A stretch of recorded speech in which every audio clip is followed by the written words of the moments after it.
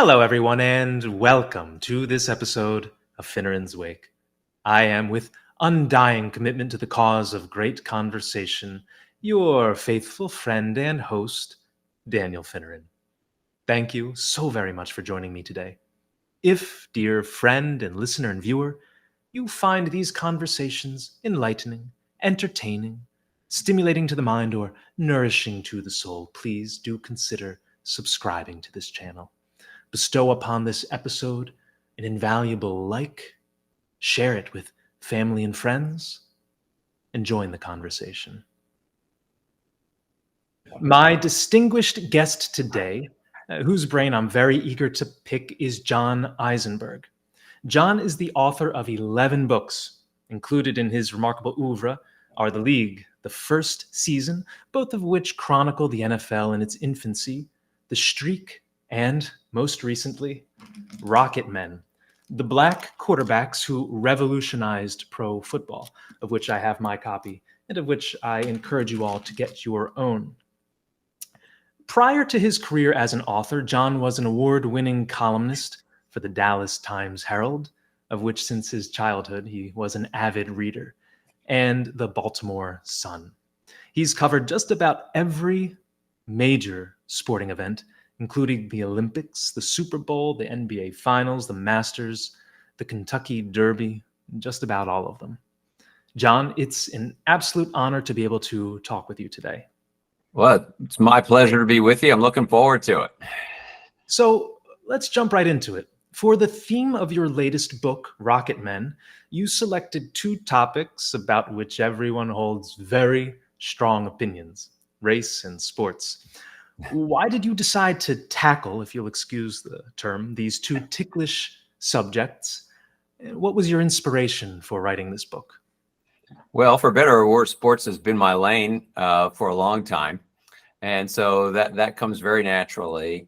That's the vast majority of stuff I've written is sports. So it's what I know, it's what I do, it's where my real understanding of history goes. And as far as the racial aspect of it, I was a public-facing columnist for many years with the Baltimore Sun, and nothing ever. I mean, my years go back to before the internet. When you wrote something and people couldn't just tag a little comment down on the bottom, they wrote you letters, if they didn't like it. And so, as you said, I've gone to many events, and I would, one in particular. I come back from the 1988 Winter Olympics, in Calgary, in Canada, and I'd written numerous columns about Debbie Thomas, was a figure skater, a black figure skater, tremendous athlete, sharp person, just a great interview. And so I was shocked at the things that, you come back home from there and you get these letters in your box from people that are just odious, hate-filled racial letters. And so, I'm a pretty young guy at that point in terms of being a columnist, and it's just shocking to me to see the sort of the level of antipathy, and so that opened my eyes to the fact that this is an aspect of sports that I just can't turn my back on and should never turn my back on.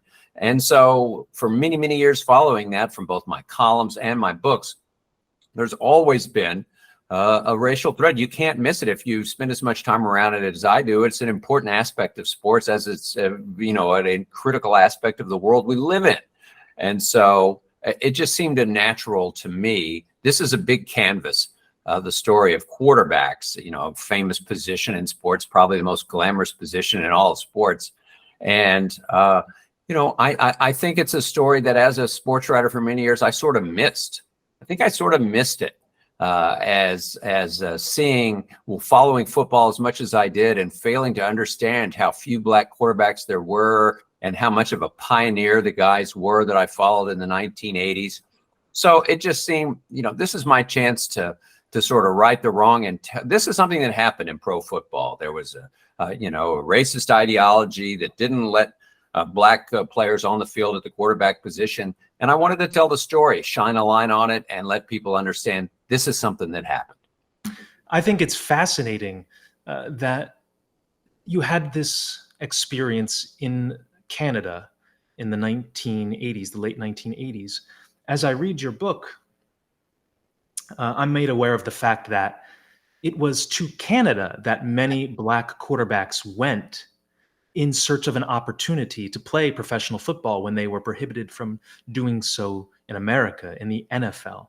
Maybe you can comment just briefly on that. It's sort of strange that, or if not strange, a little bit interesting that in this country where many black quarterbacks were more welcomed to play and to contribute to their professional teams and to that league, you also first really encountered this openly vitriolic racial response to this excellent ice skater. Yeah, I didn't even think about that, but you're right.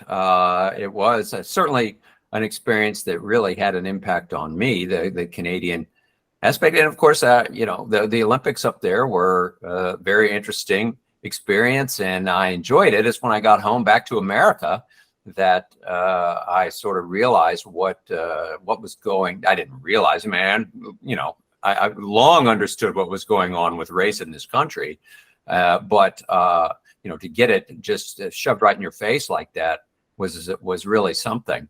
No surprise really to anyone though who's written, you know, public facing. You put something out into the public realm, you never know what sort of response you're going to get. You learn that very quickly, Yeah. and so. So anyway, but yes, Canada is a place. There's a real Canadian thread in this book, Rocket Men, because it is a place where the football teams there in Canadian football, very different than American football, but it is you know, essentially the same sport. And the franchises there, professional franchises, just never really saw color at that position.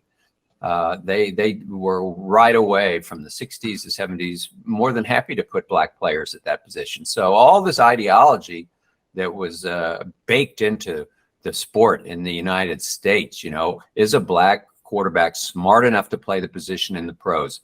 Is he enough of a leader? Will white teammates follow him? Will he work hard? Just one after the other, just sort of, just really odious sort of thoughts, groupthink really that was there. And so it just didn't exist in Canada. So it is very interesting. Several reviewers have said about my book that it really shines a light on sort of the broader scope of race relations in the United States. And I take that as praise. But it's unfortunate that is the case, obviously. But I do think there's some truth to it. Yeah, and it's something upon which you need to shine a light, whether in the domain of sports or in American culture writ large. Now, just a couple of weeks ago, I interviewed your former colleague at the Baltimore Sun, Scott Shane, about his work regarding the Underground Railroad and its conception and development throughout the course of the years. And again, Canada plays a prominent and heroic role in that story. Many of the enslaved blacks living in and around Baltimore, and certainly south of Baltimore, were quietly, furtively transported up north to Canada. So in that way, I think your book, Rocket Men, unintentionally is a little bit of a microcosm of the broader story about being black in America throughout the ages. Maybe you can comment on that. This is very much a story about being black in America. It is. I interviewed Marlon Briscoe before he passed away.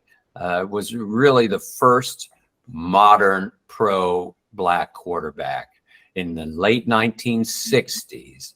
He got into 5 games, started 5 games for the Denver Broncos 1 year, simply because they'd run out. All the white quarterbacks were injured. They had no choice. So they put him in. And so I interviewed him, and he actually performed very well on a losing team, and was rewarded by being told you would never play quarterback again. The sport turned his back on him as a quarterback, and he pivoted and had a career. He went and played wide receiver and wound up on some Super Bowl winning teams, and you know, had a very, very solid career.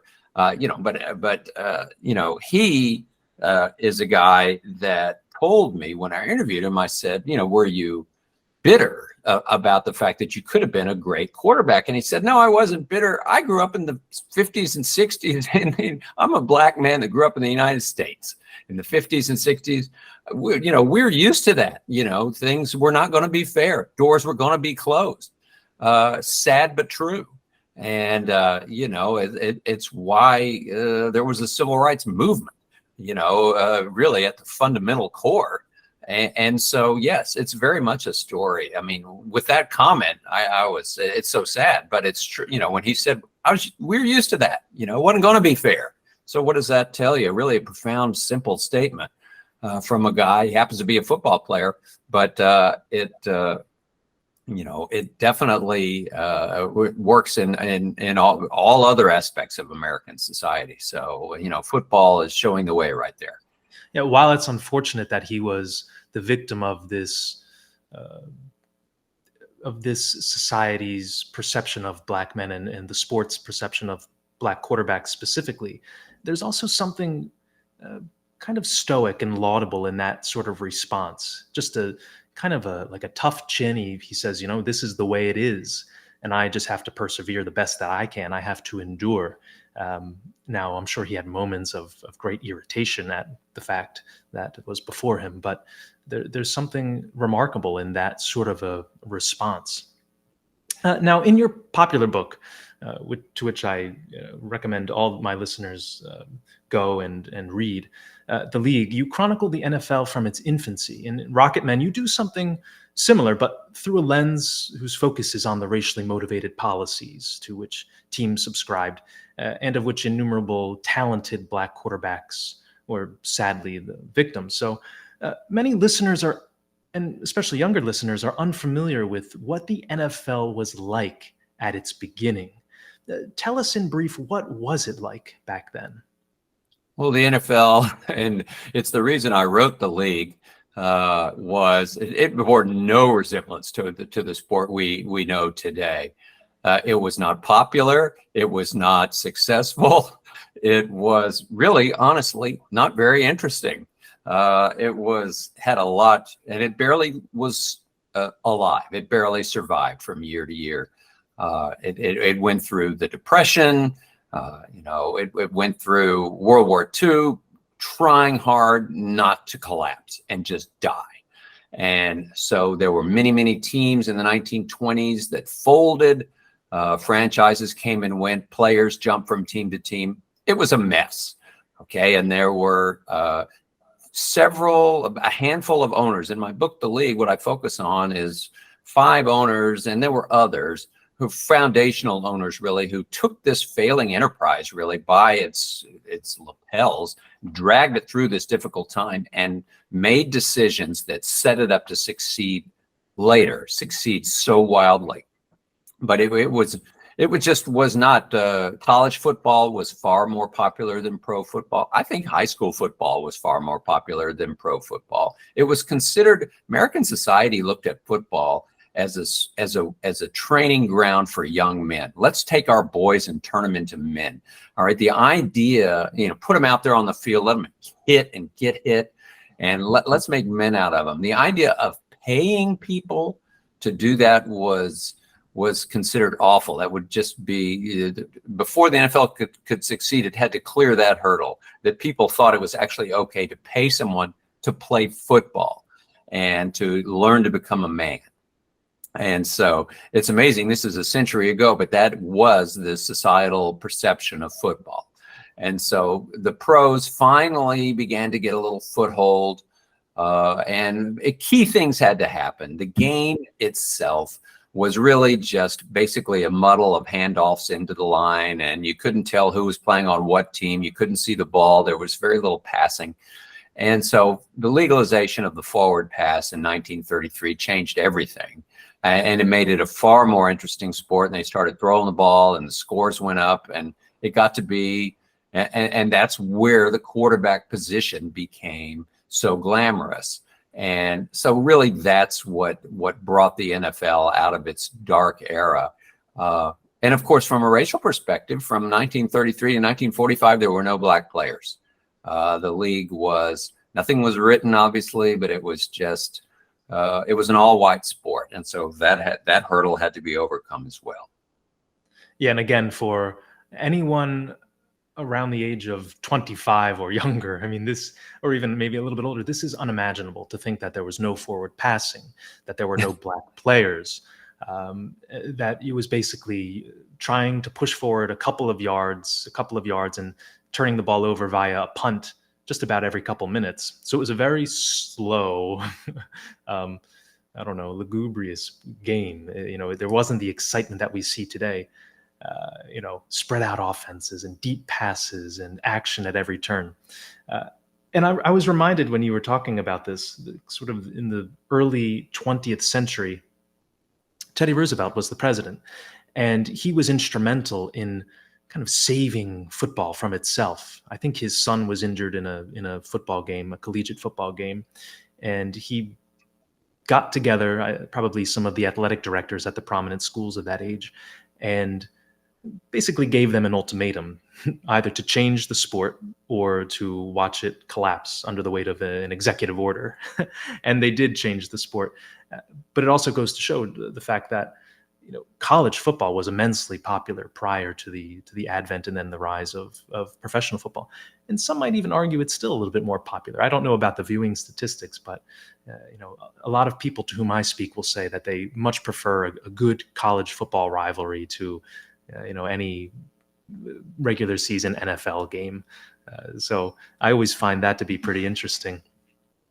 So I want to shift just a little bit more to the racial aspect, and we'll get back to the sports.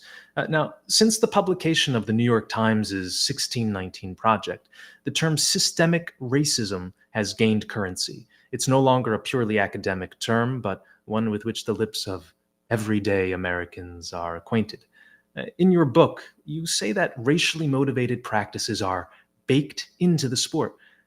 Are we to understand you to mean that the NFL is systemically racist, both yesteryear and today? Well, it's a complicated question, as always, with questions of race. And there is no doubt, if you go back to the 30s, the 40s, the 50s, whether it was conscious or unconscious bias. I mean, I'm always hesitant to paint. Yeah, I always feel it's important to paint, be careful with the things that you say, because as always, there's going to be a wide array of thoughts, people that had thoughts. Some people were open-minded, some people were not. If you go back to any point of time, in the NFL. So were there just out and out racists that didn't want black players on teams? Yes. Were there people that maybe got into the sport from a scout or a general manager or a coach or whatever, and were told, listen, this is just something that doesn't happen, and they didn't want to push back against it? They, said, okay, well, fine. So there's many different sort of levels you find of sort of the ideology, the feel, the adherence to this ideology that was setting back black quarterbacks.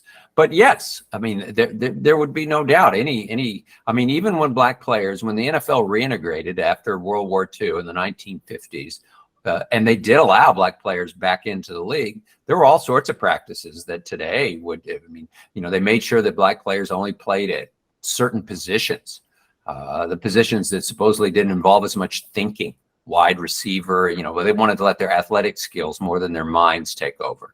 If they're fast, wide receiver, defensive back, something like that. So there was that. They also, teams would make sure there was a practice known as stacking, which was you could have 3 or 4 black players on your team, but if you had 15 in training camp trying for those positions, you made sure they all played the same position, same 3 or 4 positions. So you would not end up with 15 black players on your team.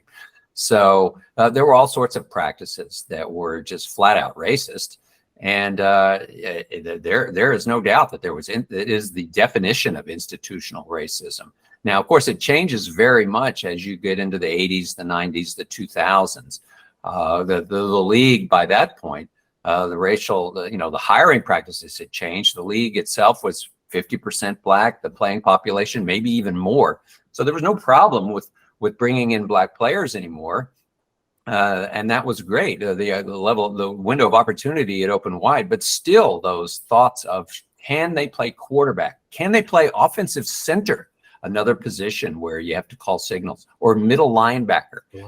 That curve moved much slower than it did at other positions. So there were still things going on that, you know, made it quite clear that there were doubts about black athletes. So even though, as I said, it's baked in, and that slowly melted, you know, melted away, there was still stuff, still thought processes in existence. And you know, even to this day, there's a few things that you can see. And the hiring practices of coaches, general managers, decision makers, and of course the ownership ranks are almost all white still, virtually all white. So as several of my interview subjects for this book said, the NFL is still an old boys club, a white man's old boys club. And, you know, so that's still in existence today. Okay. So in your opinion, and in that of a lot of the players whom you've interviewed, the feeling is that there still is that racial quality. So maybe it hasn't quite been unbaked out of the league entirely. Well, yes, I'm talking more specifically at this point about the quarterback position, and there is no doubt. I mean, in 2017, I believe the year was, a couple of things happened. Number one, the New York Giants started a black player at quarterback for the first time. Okay, they had never started a black player at quarterback. They've been in existence since 1925. And that was finally allowed the NFL to say that every team in our league has started a black player at quarterback. So that's how long it took. And another thing that happened was the Chicago Bears needed a quarterback, and they traded up for the second pick in the draft. And Patrick Mahomes is available, and Deshaun Watson is available, and they took Mitch Trubisky. Okay, who had started 1 year of college football, and he was the prototype of what the NFL had been looking at for years for quarterbacks. Tall, white, big arm, projected well. And so Patrick Mahomes was not even the first quarterback drafted in his year. And so Doug Williams, who I interviewed, who was the first black quarterback to win a Super Bowl, he works for the then Redskins, now Commanders. He's sitting in the draft room, and he goes, "That tells you all you need to know right there.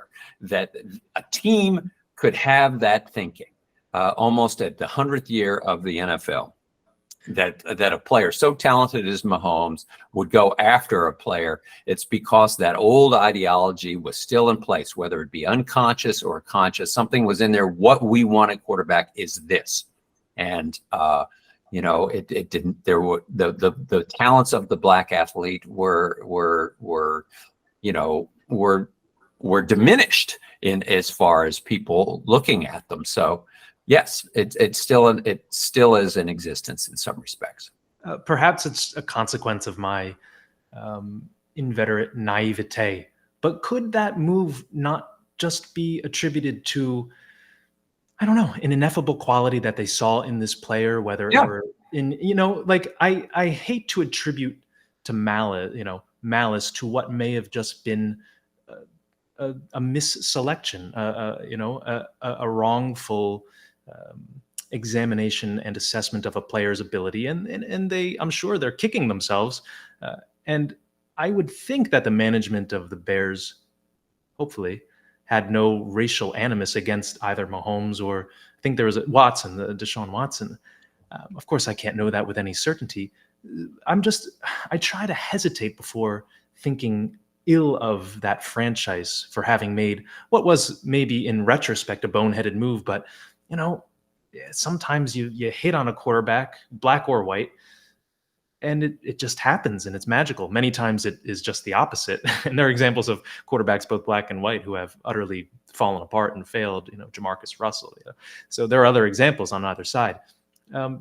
So should we hesitate before passing judgment on a franchise for making a move like that, or maybe jump to it the way that Williams did? He was not necessarily ascribing malice. And I agree with you. Very. I mean, I've written this book. I've done lots of media, and I tell everybody, I'm very cautious to ascribe thoughts like that to anyone. You have to be very careful. And no, I'm not ascribing malice to the Bears. I think they want to win. They made a judgment, and it just happened to be the wrong judgment. In hindsight, you look at the racial aspect of it. But what Doug was saying was that it just shows what the thought process was in existence for so long. It was a vestige. It was a vestige of the old thought process. Was look at the potential of the white quarterback, and it's what they wanted, and so it was the old school. It was the old school, and that's what. But I'll tell you what I found towards the end of my research in this book was a historian in Chicago who is a huge Bears fan and has written a lot about the Bears. It's a young guy, Jack Silverstein, an outstanding writer and researcher. And I came across his work because in the aftermath of the Bears' decision to do that, as an open-minded Bears fan, he looked in the mirror and said, "Is my team racist? I don't know, but I want to find out." So he went back and he quantified, going back to 1953, every black quarterback who had started for any team over the decades. And let's look at the numbers. Let's look at the data and find out which teams have done this and which teams haven't. And so it led him down a rabbit hole, and his research is phenomenal. And it turned out the Bears did not have a lot of black starters at quarterback. I mean, they've since, as he was publishing, they drafted a black quarterback in the first round, Justin Fields. So it sort of, answered his question. Moving forward, they were definitely open-minded, but that led him to at least ask the question. And I think that's the best way to approach it. But I was really appreciative of his data. And let me tell you, I put it in my book because it was outstanding. Yeah, and I noted it. An open-minded Bears fan sounds a little bit like a contradiction in terms, but I'll accept it for now. And I don't know how pleased they are now with Justin Fields, not because of the color of his skin, but that's maybe a different story. I wonder if the preference, let's say, for that traditional tall, white quarterback with the chiseled chin and all the features and the blonde hair, and like your Joe Burrow kind of prototype. I wonder if that preference isn't due in some part not as much to his acumen on the field, but maybe to his viability as a commercial product. Because of course today in this age, the two are so tightly interwoven. Like your stars of the league will be on your Allstate commercials and your Visa commercials and all the billboards and etc. So do you think that goes into the thinking as well? Like a franchise is looking at a figure who is not only going to perform on the field, but is also marketable to the American public. No doubt. And actually, I get into this in the book. I interviewed Lee Steinberg, the agent who represented Warren Moon 40 years ago, and then represented Patrick Mahomes all these years later. And what a difference. Warren Moon, who's in the Hall of Fame, did not even get drafted.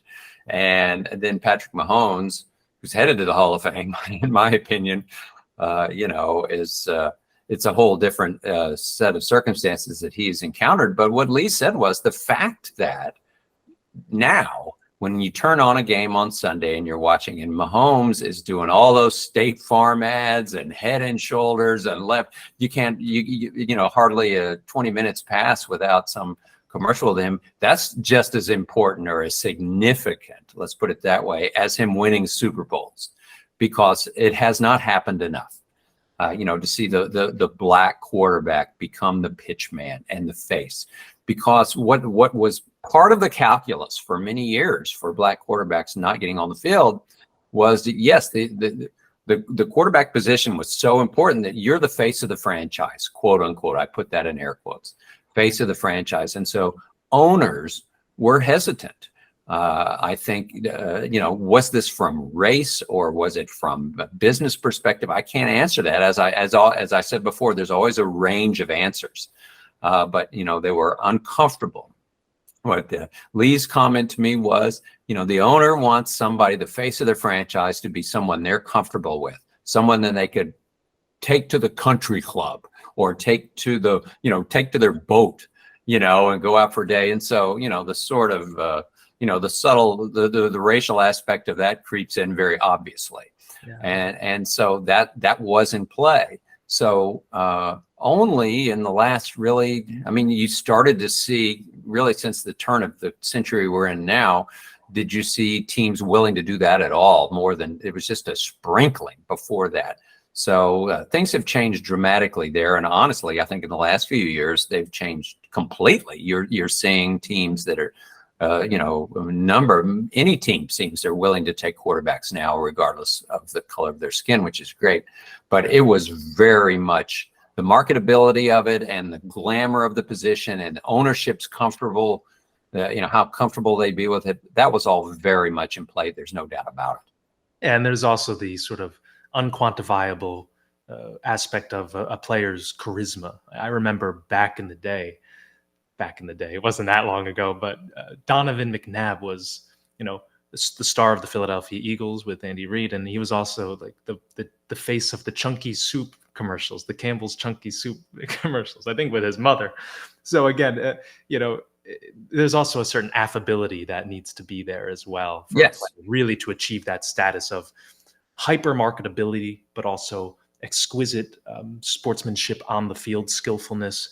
And I think today it's obvious that Patrick Mahomes sort of checks all of those boxes. So he's that kind of, for many reasons, that sort of once in a generation type figure who's able to achieve that.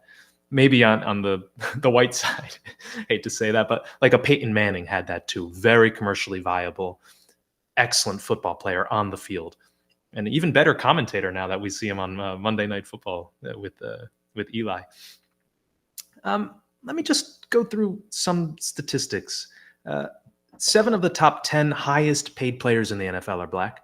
5 of the top 10 best-selling jerseys belong to Black players. 56% of players in the NFL are Black. And 42 of the league's 32 starting quarterbacks are Black.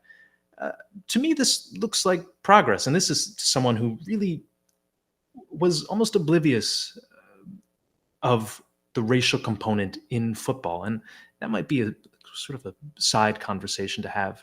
The fact that as a man, 31 years of age, it never really dawned on me that this was even a problem, although it's sort of coming to the surface again in 2023.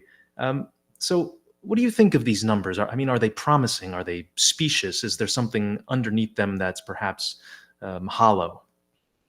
Very little. There's a little bit of hollowness. They are, to answer your question, it is promising. And the real change, the over 50% of the entire population has been in effect for a long time. So that's actually not even new news. That's the way it's been for a long time. The open-mindedness of teams from almost every position. That's been the case since maybe the 70s, the 80s. You just started seeing a lot more of that. It's the quarterback position has lagged way behind.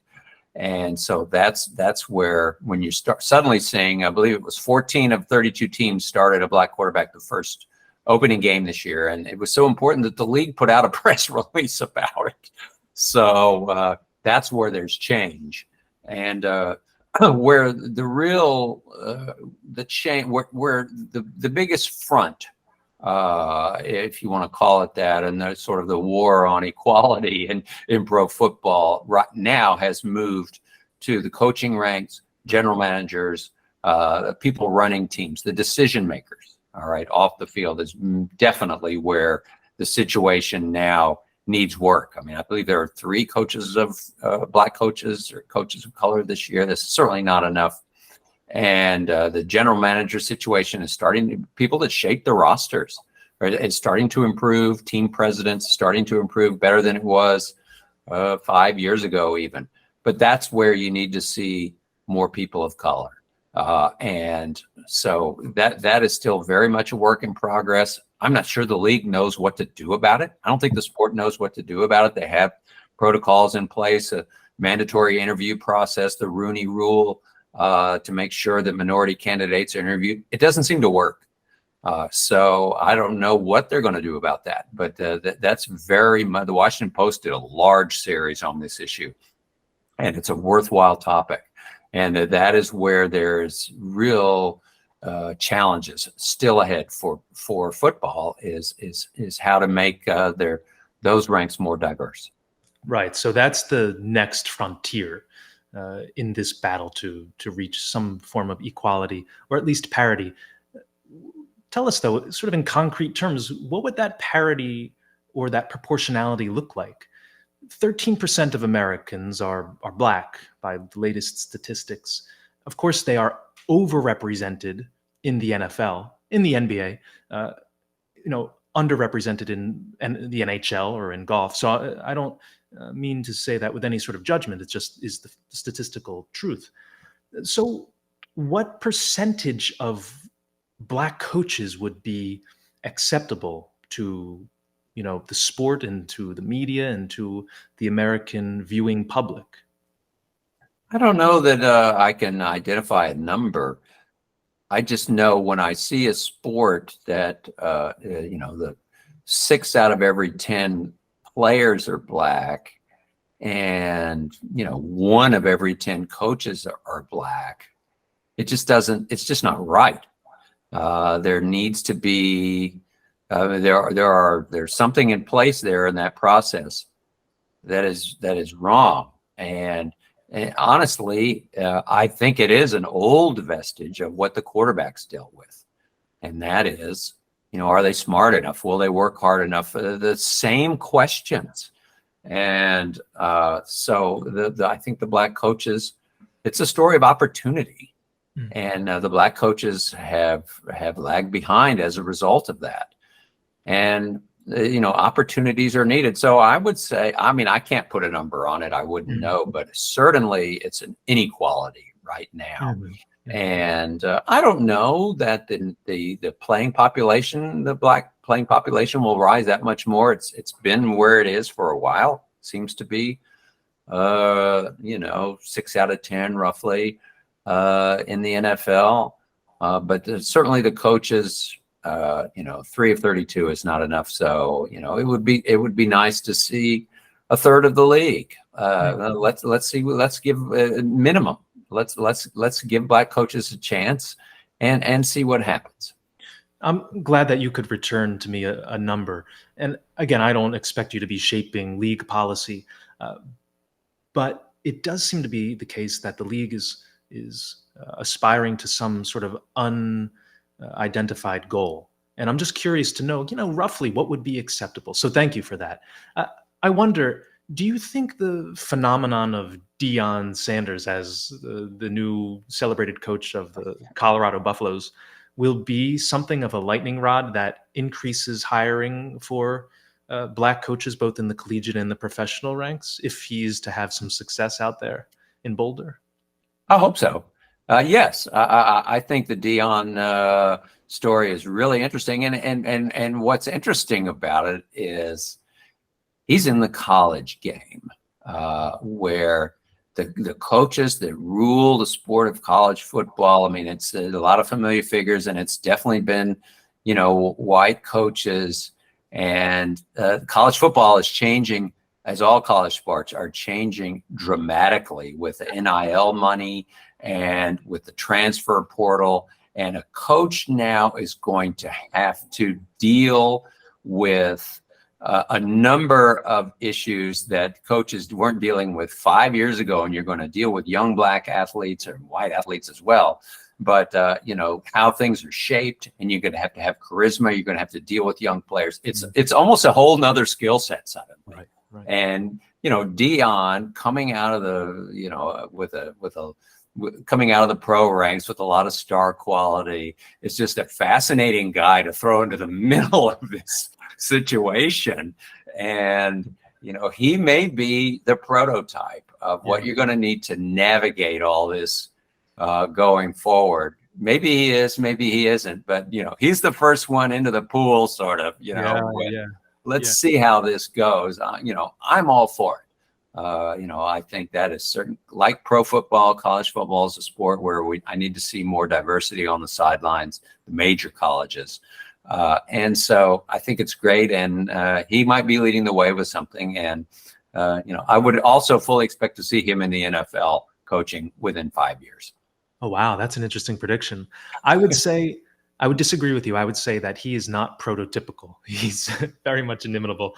I don't know if anyone can really capture Well, you may be right. Yes. the Neon Dion essence. I think people can try, but that's a totally, yeah, he's one of one. You're right. Totally unique character. By whom I'm engrossed. I think he's fascinating, controversial, but I like him for that reason. And you mentioned the transfer portal, which opened up yesterday, 2 days ago. And you're right. It's an absolutely new world of college football and a very exciting and intriguing one. And in a way, I'm a little nostalgic for the ways of old, but I think this is an improvement. It's certainly an experiment, and I'd like to see in which direction it goes. But definitely something to keep our eyes on. Let me change directions just a little bit again. And I want to ask about biracial quarterbacks specifically. So more than a few of the league's most celebrated quarterbacks are biracial. Patrick Mahomes, Dak Prescott, Kyler Murray, Russell Wilson, Bryce Young, and even Colin Kaepernick, whom we can include, I think, in this list as having been a recent player in the league.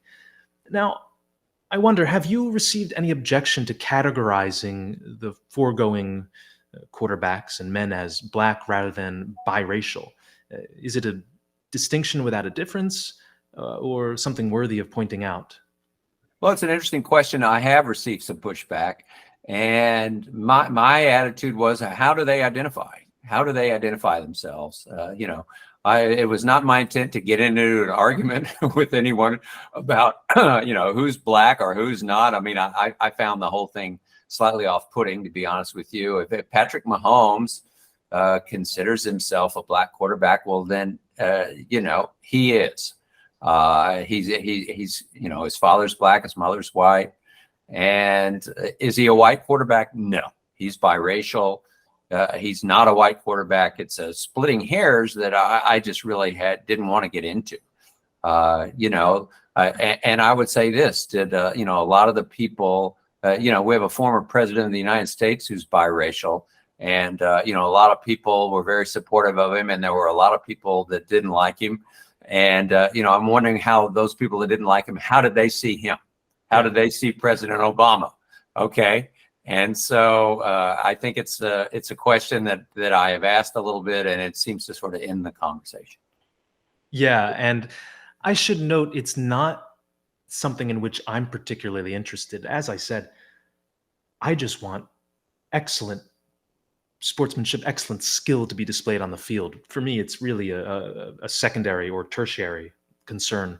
The amount of melanin contained in his skin. And I hope that many people in my generation kind of feel the same way. But I did feel obligated to ask you that question. Although, absolutely. Yeah. Although it's, again, one that makes me a little bit uncomfortable just having posed it. I want to use the last name listed to prompt our next topic of conversation, and that is Colin Kaepernick. Now, he's a former player toward whom as much vitriol as praise has been directed. In your opinion, how will he be remembered? I'm assuming most of you listening have an idea or can remember the controversy that surrounded him and persists in surrounding him since his demonstrations on the sideline and the Netflix series and everything that's gone along with him, the Nike deal, these types of things.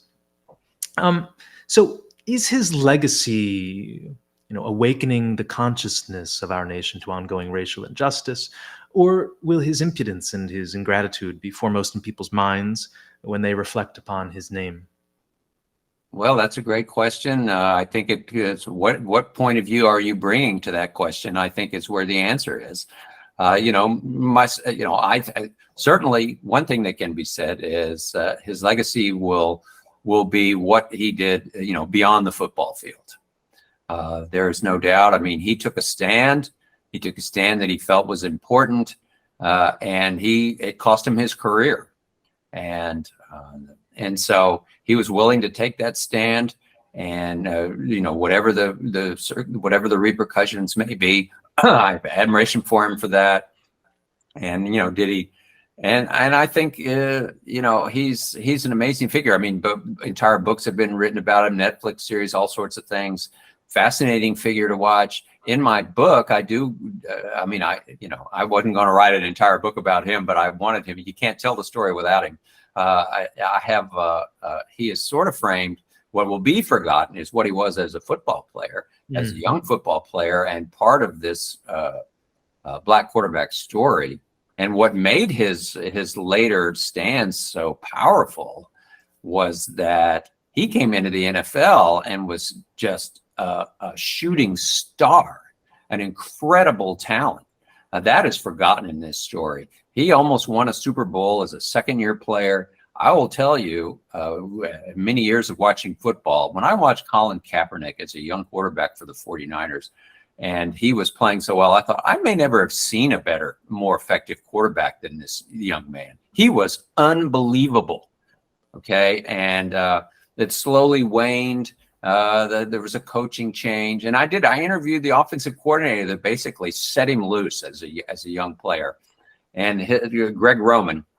Yeah. And he wound up, his stories were incredible. He said, and then none of this is, people don't even know this about Kaepernick. It's just a super, super sharp young guy. He had coached Andrew Luck at Stanford, a guy, again, a white quarterback renowned for his mind.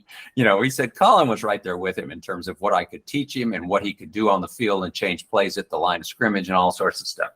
And so Kaepernick was just a phenomenal talent.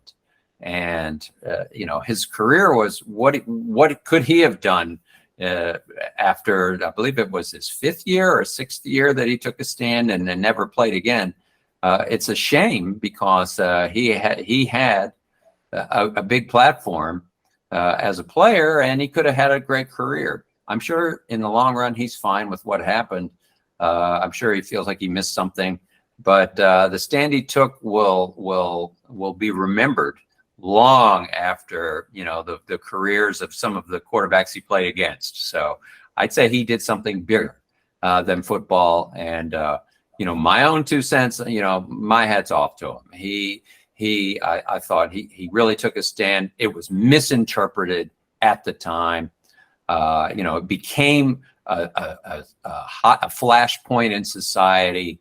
And never understood that. Most people never understood that all he was calling attention to was he felt that, the police treatment of black citizens needed a lot of work, and he was upset about it. And that's all it was. It wasn't unpatriotic. It wasn't any of that. It had nothing to do with the military. However, it became cast as that. And so, he pressed on through that. He ultimately got basically an apology from the NFL. And so, my hat is off to him. I know a lot of people don't agree with me on that, and a lot of people do, but that's where I come down on it. Yeah. And I thank you for your frankness and for explaining exactly what happened and how you render your verdict on it. You're right. He did settle with the NFL for, as you know, for an undisclosed amount of money. One can only wonder exactly how much that was. But you're right. He's certainly gone on to, one might say, greener pastures, greener turf, what you will, between Nike and Netflix and other series that he's done in his settlement. He's certainly not hurting for income. So, no. And of course, he is effectuating in his own way change, right? I'm sure that he's still politically engaged in working toward the causes that he holds dear. We're kind of winding down a little bit. I want to be respectful of your time. I do want to bring up one thing, though, that I completely overlooked when it happened. That's the Kyler Murray homework clause that you briefly note at the end of the book. So when he was, I guess, renegotiating his salary, which ultimately wound up being $230 million, like, close to $250 million. There was a clause put into this contract that stipulated he must watch a total of 4 hours of film a week undistracted by any sorts of what is that game, Angry Birds, or any other sort of app on Video game. Video games are on his iPad.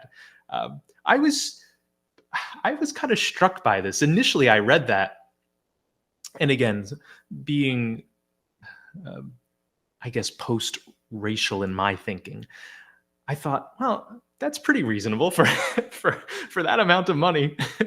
4 hours isn't that much, and so it took your explanation of the scenario and a little deeper pondering to realize how maybe inappropriate that clause was, or a little bit embarrassing. I think that because he's an asset in which you're investing a ton of money, it might not be unusual for these sorts of conditions to be written into contracts. I also don't know how NFL contracts are written. Maybe that's common practice, maybe not.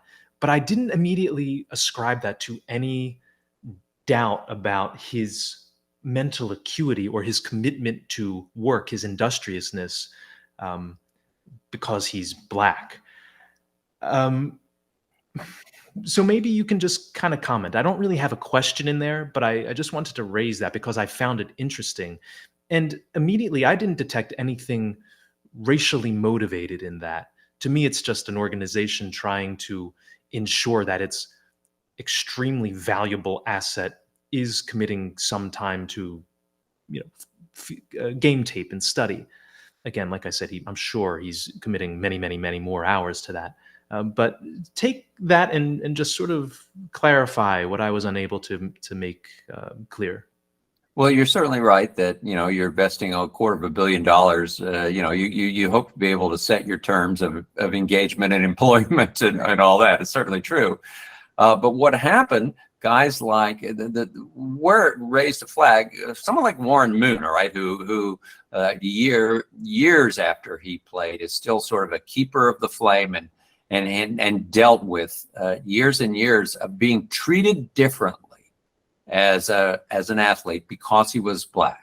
All right. And, we could go through chapter and verse with him as a Black quarterback, treated differently. And this is a successful Black quarterback, but he is well aware of the history and lived it. And this is a situation that he just jumped up immediately and he says, wait a minute. He said, and his point would be, and I'm putting words in his mouth here, which I'm hesitant to do, but his words with mouth is, would you write that clause into a white quarterback's contract? Would you do it? And if so, let me see it. Has that been done? And so nobody raised their hand. That was his point. This is an example of a Black quarterback being treated differently because he's Black. And, whether or not that's where the Cardinals were coming from. And, it does definitely get into the questions of conscious or unconscious bias, which, I can't ascribe what were in the organizational meetings where that happened. I wasn't there, but that was the end result. And so that's why people raised their hands and said, uh-oh, is this right? If all quarterbacks had that in their clause, fine. Okay, that's not a problem. But is this an example of a Black quarterback being singled out? And so, I don't know. The Cardinals backed down very quickly. They didn't like the pushback. And so, it is what it is. But that's why there was a bit of a burn. If it is asymmetrical treatment. This is an example of a Black quarterback being treated differently because. We can cut that. That's okay. Sorry about that. No, that's okay. If that is an example of asymmetrical treatment, then I think that's reprehensible.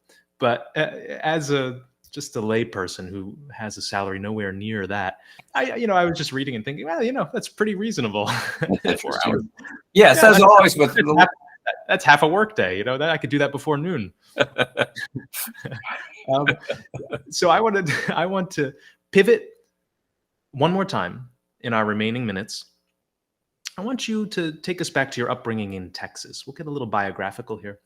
You were a voracious reader upon whom the literary gods bestowed the gift of writing. You worked in an independent bookstore of which your mother was the co-owner. You were in a state famous for its professional, collegiate, and high school sports teams. Tell us more about your life as a child and young man, and how were you able to turn your passion into your profession?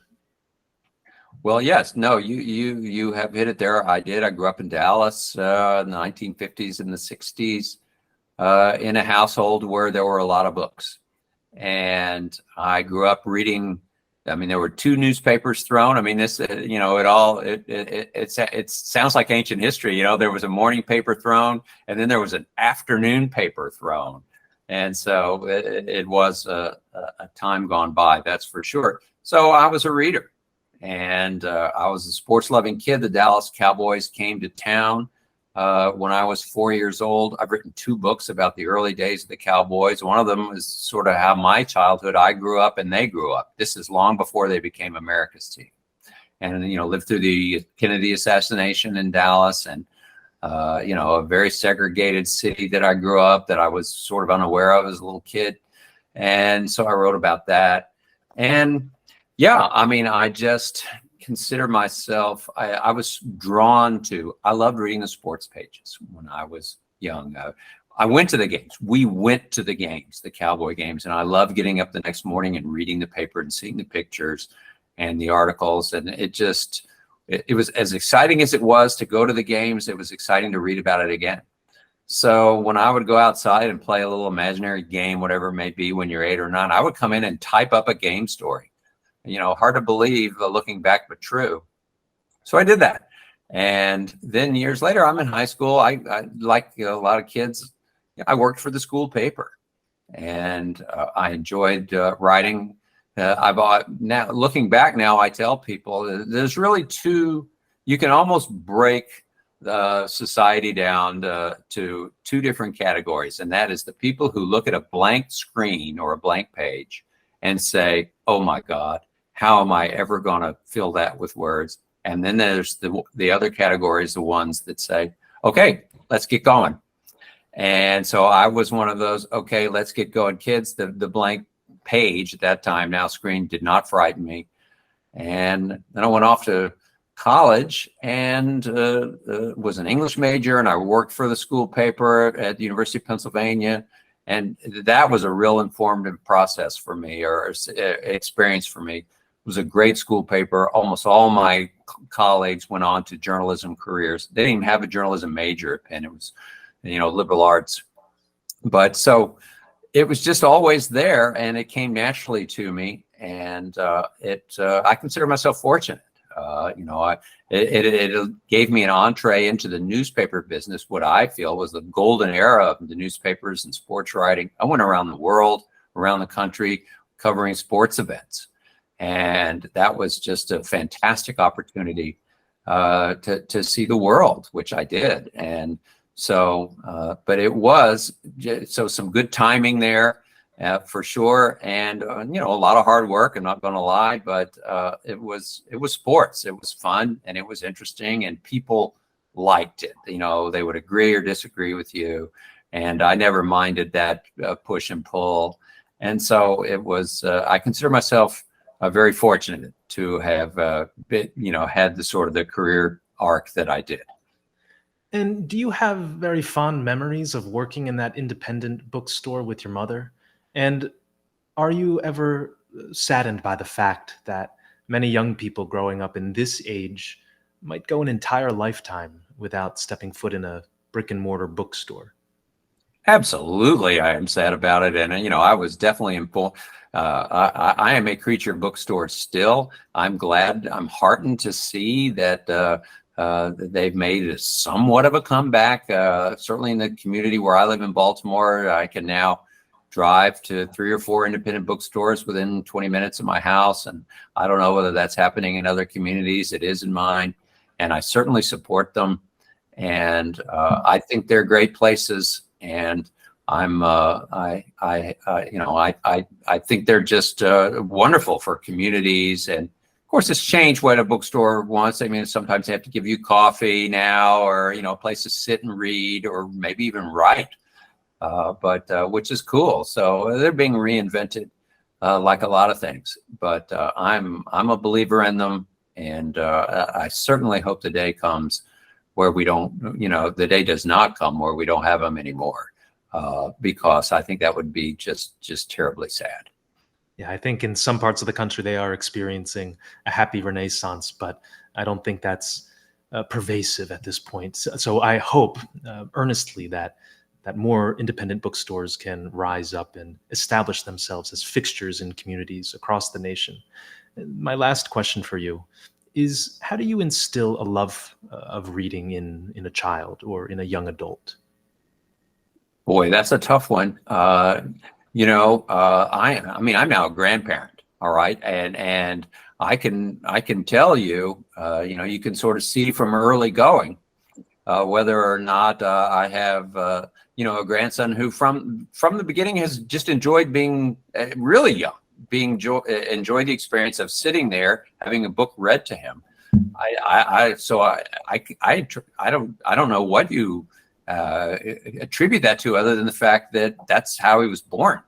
And so he has enjoyed it, because I know that's not the case for many kids. I mean, it is the case for some, not for others. Who knows why? I have a hard time saying that. Certainly, being read to, I think, is a great thing when you're young. I think modeling, I mean, I grew up, it happened to me because books were all around me when I was growing up, just all around me. And so that's good fortune. That's what that is. I'm not going to attribute that to anything other than good fortune, growing up in a house where that was the case. But as much as you can, as a parent or a grandparent or wherever, explain to your child that, or show your child or read to your child, or just tell you how important it is and how many great things can come from reading. Just stress it over and over. And you just hope that it, like any experience, it grabs hold of somebody, and off you go. It's something you have to work at, I think. I mean, it's there, it's still there for you. It's a wonderful habit, and it's a habit that you have to learn exists, and you have to learn that the byproducts are positive. So try to put it out there as much as you can for young people, and hope for the best. Yeah, that's excellent advice. I think there's no greater enrichment than to have a world filled with books at your disposal. So, John, I am just immensely grateful to you for having joined me and discussed this wonderful book of yours. In closing, maybe you can tell us all where we can find the book, where we can get into contact with you, and any other notes or ideas or advice with which you'd like to send us away.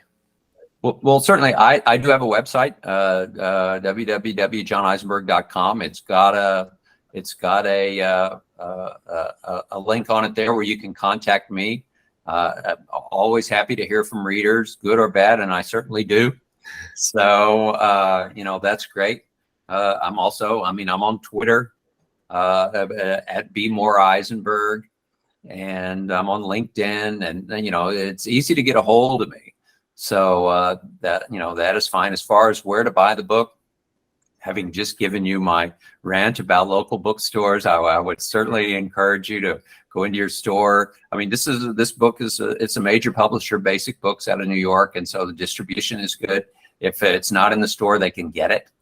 That's not difficult for them to do. It's one of the beauties of again, good fortune, having a nice publisher behind you. Distribution is excellent. I know it's on Amazon as well, barnesandnoble.com, a lot of the independent collective online stores. You can get it anywhere. And so, shop local, that's great. But most importantly, just shop, get the book, and I'm happy to hear from people about it. And I would just add, the way in which I think this book is best read is to read the section about the specific quarterback, and then put the book down, pick up your computer or your iPhone or what have you, and watch a couple of highlight reels of these quarterbacks. Very good. To me, that was infinitely enjoyable to go back and watch Randall Cunningham, for instance, after kind of being reminded of his excellence by your book, and then watching him again is really a fun way to approach this book. So, John, again, I thank you so very much. On that note, I think we've reached the conclusion of this episode. Remember, my fellow voyagers, it's not farewell. Not only farewell, but fare forward. I'm Daniel Finneran. This is Finneran's Wake. Thank you, and so long.